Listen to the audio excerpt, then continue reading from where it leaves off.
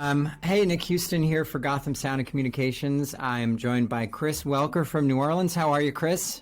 Doing well. Hey, how's it Good. going? As I said, you're based in New Orleans, and you told a great story about one of the shows that you were proudest to have worked on. Can you tell that story again? Yeah. So I was just talking about how I got the opportunity to work on Bill and Ted Face the Music. That was kind of a movie, like Bill and Ted's Excellent Adventure was one of those movies when I was growing up that was just always a favorite. Watched it probably hundreds of times and saw both, part one and part two. And then one day, a few years ago, I got a phone call saying that they were coming to New Orleans and they were looking for a sound mixer. Um, and I found out that I had worked with the producer or the UPM of that show, and immediately I got really excited, called him up, and I was like, I don't think he knew I lived there because when I worked with him, it was in another state, and I let him know that I was available and interested and local to New Orleans, and so it was really cool getting the opportunity to work on that, being part of something that was a childhood favorite of mine, and to think that I guess at this point it's almost like maybe 30 years after, 25 years after the originals, that they would even do a sequel, and to be part of that was really great. Excellent, to quote the movie, or Most most excellent. excellent. Yeah, Yeah. that was another fun one with all the slate names. I definitely started using different like Apple was awesome, B was bogus, and so forth. We're here to talk about not just Bill and Ted, but also to talk about 2.4 gigahertz on set. We've kind of went through a laundry list before of things that are using 2.4 gigahertz just in sound. I know we'll discuss the Phonak Roger, but any of the Bluetooth protocols, Sure Show Link, the Wizicom control, the audio limited control, ZaxNet, all of those things are in 2.4 gigahertz. And not to mention Wi-Fi and anything that's going on with camera and lighting. You recently adopted the Phonak Roger earpiece, right? And can you tell us a little bit about, how it was when you first got it and some of the things that you tried and research that you did, and then we'll get to where you are now. So I guess about 4 years ago, I had my first go with the Phonak Roger system. I was working on a movie with a sound mixer. I was his boom operator, and we had a playback scene. And I forget the reason why we chose to use this. I guess we just figured it would be a good opportunity to try out some new equipment. And honestly, I was pretty disappointed in the range. And this was not like a crowded kind of 2.4 crowded sort of environment that we were shooting in. It was out at a golf course. It was a film shoot. There was no transmission of camera feeds and stuff like that. And I believe it was even just one camera. But we had a tough time getting the signal, I would say, 50 feet. We kept trying to inch the transmitter with the little whip antenna closer and closer. I mean, we got through it, but it was disappointing. And from that point on, I kind of thought, well, sticking with the old Invisities was kind of the way to go. More recently, I've been talking with some friends, other sound mixers, Richard Bullock and Steve Morrow, about their experiences with the Roger system and doing big music shows. And with like, I think they said somewhere around 30 Roger earpieces, and they were having great results with it. And so started thinking, well, maybe something's changed with this, or maybe people have found solutions to increase the range and the reliability of that system. So let me kind of look into it. And that's when I started talking with you guys about some of the options with that. And you put me in touch with, I think his name's Jeff Fiorino. Yeah, Diplex, yeah. Yeah, and he became a great resource for me when I was trying to build this system for the current job that I'm on. The challenges of the show that I'm currently working on is the entire show for the most part takes place in an airport, and it's an actual airport in New Orleans. It's the older airport that they just recently moved out of, and they moved everything over to a new airport that's within maybe 500 yards or something like that. So it's very close, and all of the air traffic control tower and everything that goes along with that is still in the same spot. It's very close to this location. So, I was a little nervous about taking on a show like this. And the kind of the premise of the entire show is that, similar to movies like Speed or Phone Booth, a lot of things take place through an earwig, where you have one character who's very often not on camera, but they wanted to make sure that he was able to communicate with the on-camera actor. So, I feel like at the time this earpiece thing is really going to be the thing that's going to either make this job work or not. So I need something that's very reliable. And so, kind of looking into these options with the Roger system, I talked with Jeff in a lot of detail about using antennas or amplifiers and things like that. Of course, I started looking into those options and talking with other mixers that had experimented with those things and seeing what kind of results they had. And it seemed like that was kind of a decent approach to it. When I talked with Peter Schneider about the idea of using an amplifier, he had a lot of concerns. Starting with the biggest concern, it was about the safety and legality attached to using something like that. An amplifier that could increase the signal. I think some of the ones that I was looking at was in the ballpark of like 8 watts, which is pretty big. Yeah. And at the time I was just thinking, well, I need this thing to work and have great distance, great range, and reliability, and kind of, I was taking the approach of like overpowering everything else on set was the kind of way to go. And after talking with Peter at great length about that, he suggested some things to me, primarily the CP beam antenna, the 2.4 gigahertz CP beam antennas. Yep. And so that became kind of a thing to try out. The problem was finding some of those antennas. Looking for those antennas, I found somebody that I forget where she was. She was working out of town, and she said she had one in her, at her apartment, and she would try to get it to me. That kind of fell through. And you guys, I think, had one on consignment, and by the time that person's fell through, you guys had already sold that one. So I was like, thinking, well, this is going to put me back in the mode of thinking about using that amplifier, because I don't know what else I'm going to do. But then luckily, just scouring the internet, I found that Pliant CP beam antenna and just took a chance on it, bought one, bought a cable off the internet, off of Amazon. And it was like a N-type to SMA connector cable. And first time I got the opportunity to try everything together was in our airport that we were going to be shooting in. And we were the only ones in there doing testing and frequency coordination and everything. And it was kind of a funny surprise, because, I expected to go in there and spend all day just trying to find anywhere to put my wireless transmitters and all these other, transmitter receivers and everything that I had. But it turned out everything's wide open at this airport. It was like not a problem at all. I did a scan and I was worried, like maybe I didn't have the antennas plugged in or something, but it was like, no, it's actually cleaner than most areas of New Orleans. If you're down by the French Quarter near all the river traffic, you almost have a harder time than I had at this airport. But again, that was before everybody else on set got there.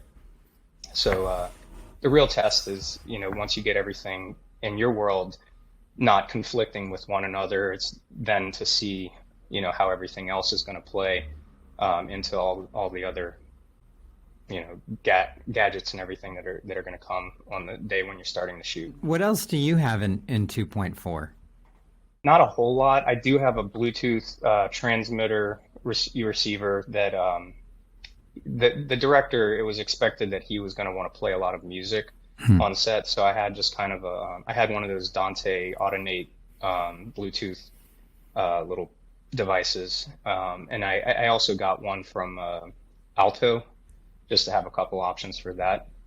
And then I have a video transmitter and receiver that's working in 2.4. I guess the 8 series, the Scorpio, the Bluetooth on that, I guess, is 2.4 as well. I don't I don't really use that aspect of it much. I don't connect it to the iPad like some do. Hmm. I usually just deal with this CL16 to navigate the system, and that's about it, I think, for me. Hmm. It started out as a 2-camera shoot, and eventually turned into a 3-camera shoot. So they brought in, I think they're using 2 Teradek transmitters. I don't know the exact models off the top of my head. And then there was another transmitter. They were having a lot of problems with their video. And also, the Q-Take system from Video Assist was providing wireless, iPad playback throughout the airport. And they were having a lot of trouble with their system. They had to cover, I mean, the airport, again, it's a real airport. And just the TSA area where we would spend probably, I want to say like 3 weeks, it was a massive space. And the way that they had set everything up, it was just, they were getting either dead spots or they were having other 2.4 devices that were interfering in certain areas. So yeah, I mean, it wasn't an easy location for a lot of the different departments, but I didn't have any trouble on my end. And one of the things that I felt was important for me with this system is that I knew that there were going to be a lot of times where we would not be allowed to be close to the camera. The director was pretty clear. He only wanted like his cart, or really a stand and a couple monitors where he was.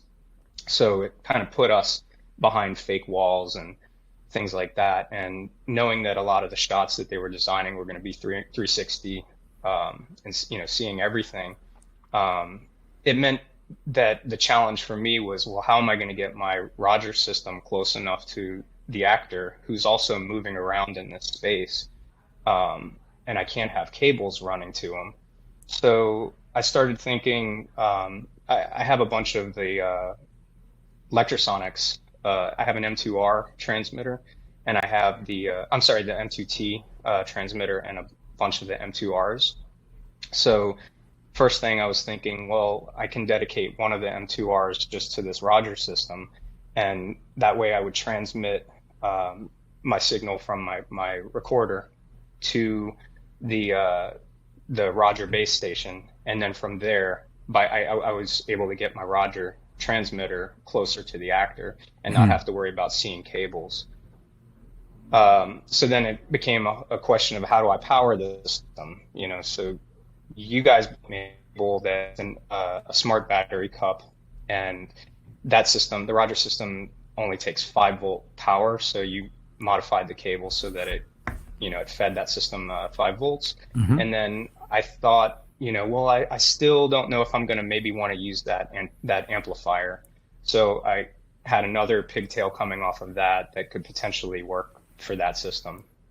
What I found is that I've never used that amplifier. I don't think after using this system I would ever have a need for it, because using this CP beam antenna gave me incredible range with the system.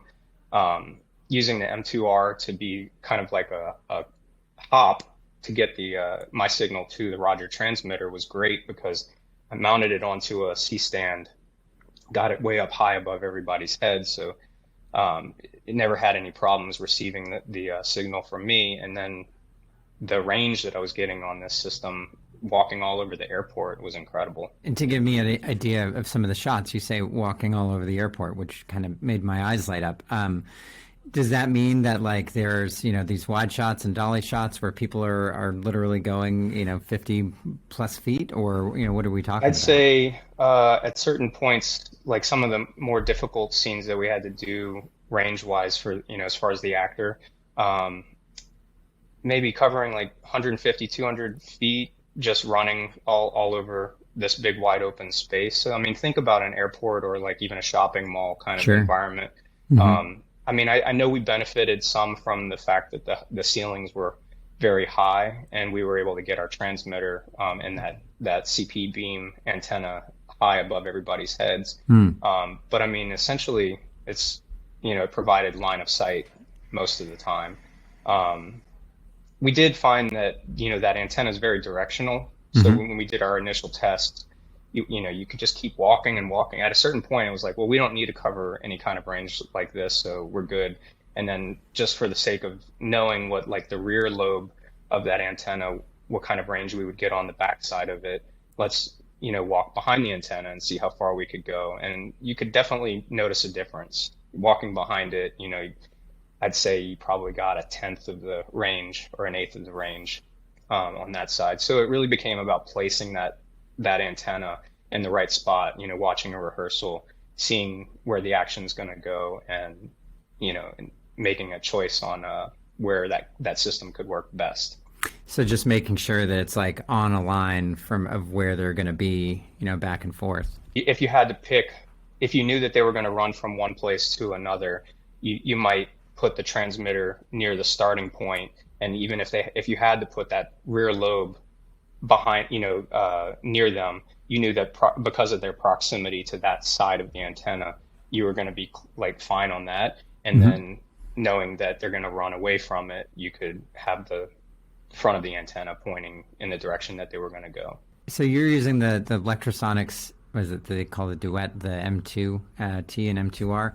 So that's a stereo carrier. So I assume you're using one side of the carrier for the Roger, and what are you doing with the other side of the carrier? So because of the way that this movie works, most of the time one of our actors is off camera, but there are occasions where they were on camera together and they were split apart. So that was a whole other challenge with this, is sometimes basically for the majority of the work, we had a room dedicated for our actor that was off camera. He would sit in there. He had monitors where he could watch whatever the cameras were shooting. So he was able, and they also gave him some, I guess what they would call witness cameras, so that he could kind of see from a distance, a wide shot of the set. And then from there, I had a mic set up in there, some headphones, kind of like what you have in front of you, and then fed that into. I actually transmitted that to my recorder wirelessly, because again, we were dealing with these cable, not wanting to see cables. And this was a real challenge too of this show, is that they wanted to put him in a comfortable room, not necessarily put him where it would work best for me. So I started thinking I might have to run Cat5 to him to get longer distances and go into the ceilings and stuff. But the wireless was working just well enough that I did all of that, wireless from him to me and from me to, him, because he needed a feed that was just catered to his needs. He wanted to hear his own voice as well as the actor.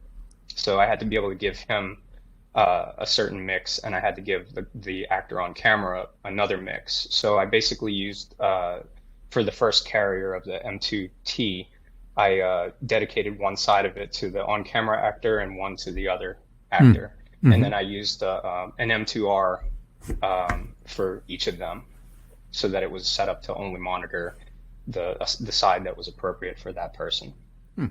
And do you have a picture of what the Phonak side of that looks like? So I had to blur out the background just because this movie's not out yet. But essentially, originally I thought, well, I'll have this music stand with a Comtech receiver and an SM transmitter. And you guys I ordered these headphones from you so that there was the mic on it. So I figured you built a little pigtail so that I could feed the on headphone mic into the SM transmitter, and then I could hear through the headphones what was feeding back over the Comtech in this case. That's a Sennheiser, right? Correct. Okay. And then there was the music stand, which I figured, okay, well, he can put his script down, and he can be somewhere near the director's village or something like that, just out of audible range of our on-camera actor. And that all changed. They were like, no, we want to give him this dedicated room with a refrigerator and an air conditioner and all this stuff. And I was like, okay, great. So then here is the CP beam antenna. And then here is a picture of the way that I kind of put it all together. So you see the Roger base station. I put it on on like a little spud with a little plate on it. Mounted that to the top of a C stand. I had an arm for the antenna, the cable that's the Type N connector feeding into the SMA on the Roger transmitter side. Now, this was actually a trick that Jeff over at the distributor, he explained to me. When you order the Roger transmitter, the little 1-inch 2.4 gigahertz antenna is actually glued to that receiver or that transmitter. So before you go trying to just unscrew it, because you could essentially break it off of the board internally. I've done that. Yeah, he said make sure that you heat it up with like a heat gun. So I definitely would echo that. That's, you know, I would have done the same thing had he not told me that. You know, and that's not, I don't know if that's a warranted sort of. Yeah, it is not. Yeah, so definitely you want to make sure if you're going to do something like this, you know, buyer beware. You're going to take the risk of potentially breaking something, and the way to do it is for sure to heat it up nice and good, and don't force it. And so then from here you can see the cup, the smart battery cup, that you have the two pigtails. One of them, the 5-volt cable feeding into the Roger base station. And then here I have one of my M2R packs just Velcroed to the side of the Roger. And that way my receiving antennas, which are kind of blurry here, sorry, that way those could be nice and high. And then, you know, honestly, I haven't been thrilled with these M2Rs when worn on a body. I find that they, you know, the range suffers a little bit, and you hear some of the artifacts of when the antenna is switching, I guess. But when it's completely stationary and your transmitting antennas are stationary, I've been finding that they're really great for getting rid of having to run cables to places where you want like a nice solid signal, whether it's stereo or a mono feed. So another thing I've been doing a lot lately, and I did on this show, you know, when we were talking about the two carriers. So the second carrier of the M2T, I started using for sending sound effects and any kind of audio playback that I wanted to go to a speaker. So in our story for this particular movie, the on-camera actor, he hears these noises that he's in the story he's hearing through his earpiece, and he is using to identify or try to locate this person that is talking to him. You know, by hearing the sound coming through his earpiece, but also hearing it in the environment that he's in, he kind of triangulates the position of this character. So one of the things, you know, a lot of these story points, the noises and things that were scripted that he hears, I basically created all these different sound effects and played them on using Ableton Live and a MIDI controller, and I would send those out to the other M2R carriers, and we would position the speakers in places where they wanted that noise to come out, because there were hundreds of background in these environments, and they're supposed to hear these noises as well. So, you know, as far as the actor being able to respond and for the background to all respond at the same time, I thought it would be a cool idea to actually play these sounds in the environment. And again, using the M2Rs on Velcroed to a speaker gave us a nice, quick, easy way to throw a speaker somewhere where it made sense and then make these sounds, you know, happen. And so for me, he's hearing some of the sounds that I'm playing back in his earpiece. He's hearing them through the speaker as well. So I'm just triggering them whenever it makes sense in the script. And I had all the routing set up to where it would either go through his earpiece, or it would go through his earpiece plus the speaker, or just the speaker. And that way people can react in a directional way. Correct. And it's, yeah, that's rather than somebody just saying bang or whatever. Yeah, exactly. I mean, you know, that's the typical way that they would like to do it. And, you know, talking to the first AD and the director, about these things. It was like, oh, we'll just do it the old school way, which means like what you're saying, just somebody says crash or, look, something like that. And it's like, what, we're working on all these ways to make this as immersive for our actors as possible. Why not take it to that next level and provide these sorts of sounds in the environment so that, it makes it feel more real and it's less, less for everybody to do later in post.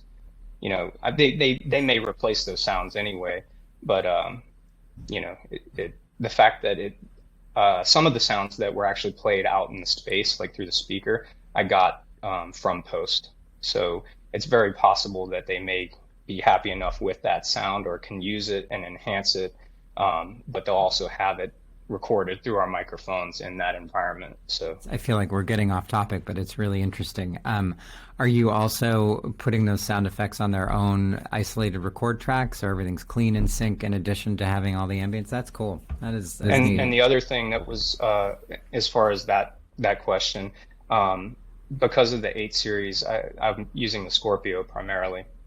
I use both mix tracks in this show for that exact reason. So dailies, they want to hear everything. They want to hear the off-camera actor. They want to hear the sound effects and everything like that. But for editorial, they may not want to. I don't want them to have to recreate everything from scratch. Sure. Just to get through their picture cut. So I was able to give them a mix that was everything without any of the off-camera stuff as well, so that if they chose to replace it later, they could still potentially use my mix track to get through their side of the work, and then post sound can use it or not, but at least it helps the picture editors, I think. And I guess so. Getting back to the 2.4 conversation, so in practice, you're essentially doing a UHF digital hop using the M2 system. And then the CP beam has been enough of a high gain antenna when placed correctly. When everybody else was on set, did you find that any other people? You mentioned that camera video transmitters were having a problem. Did anything ever interfere with you or you with them, or it's been pretty? How's it been?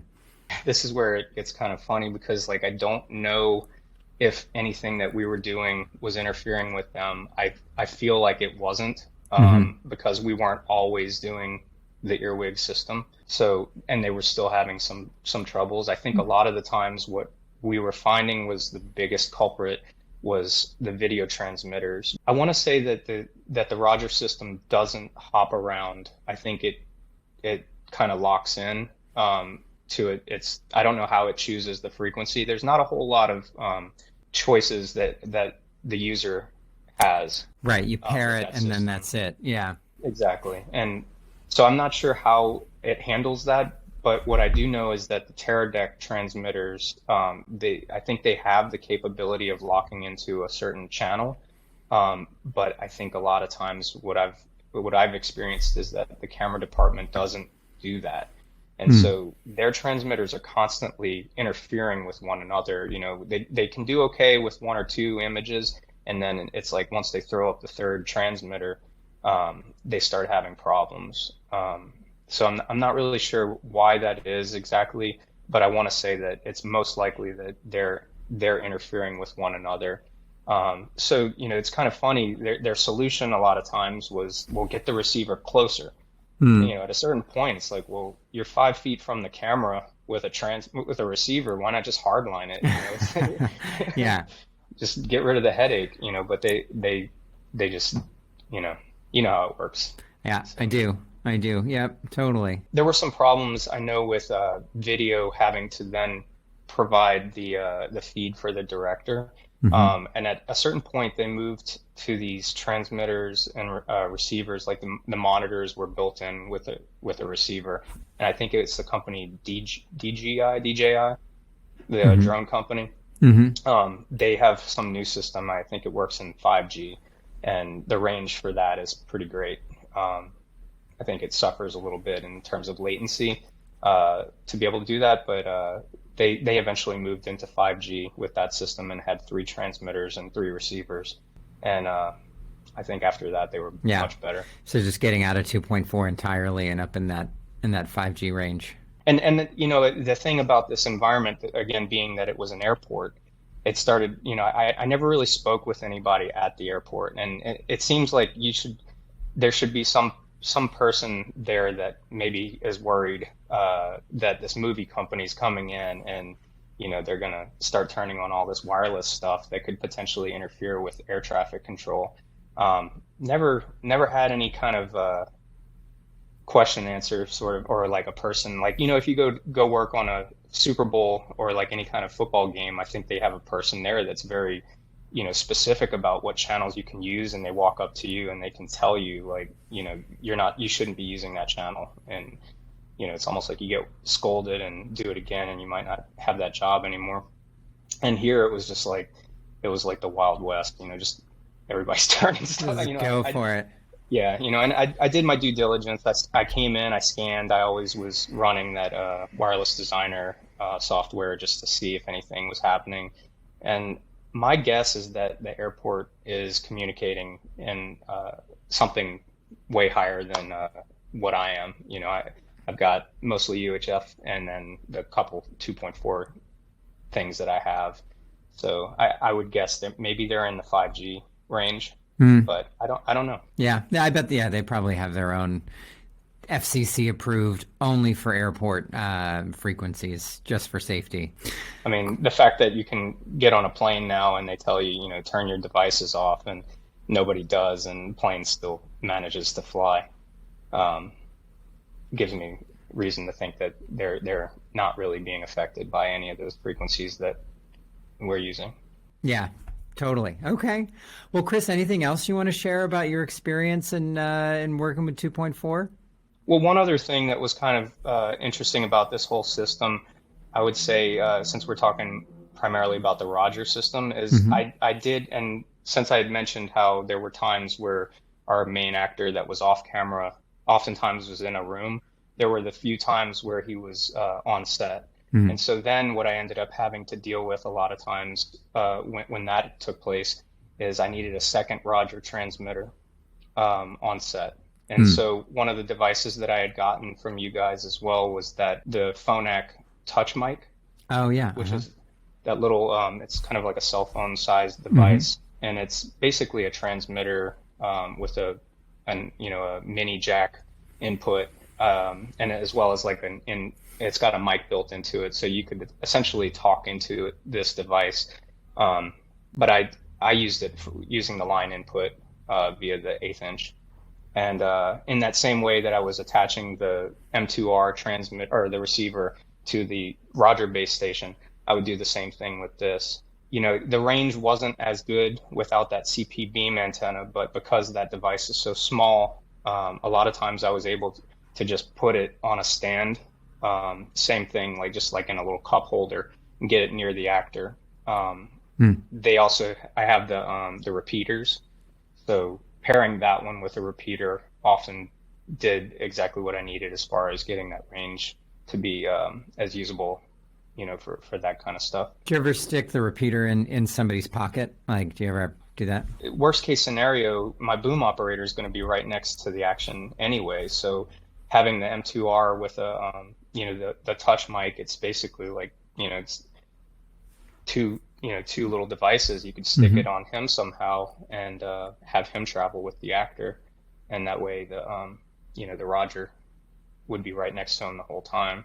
So the trick with this whole system for me, it really revolved around that M2R as the way to hop that signal, so that I could get that transmitter wherever I needed to without the worry of cables and without the time delay. You know, like a lot of times on a set, a camera department, they'll say, okay, you know, we're ready. And then all of a sudden it's like, oh, we're seeing that cable there, and they want it moved immediately, you know? And so to me, it's like, I don't need to be struggling with running cables. And, you know, when they say get that cable out of here, it's like, well, that doesn't, you know, that means a lot more than just getting rid of the cable. It means now we have to find a new solution to getting that feed to the earpiece.